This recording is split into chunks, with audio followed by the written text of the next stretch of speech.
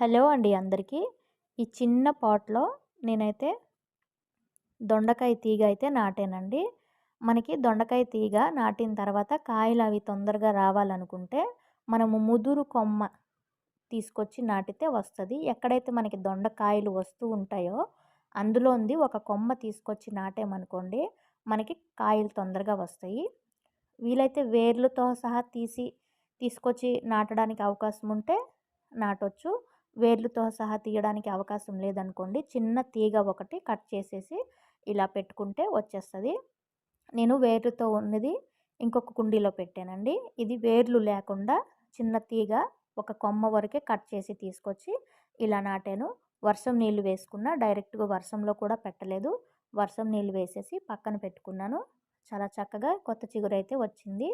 పెరిగిన తర్వాత పెద్ద కుండీలోకి రీపాటింగ్ అనేది చేస్తాను.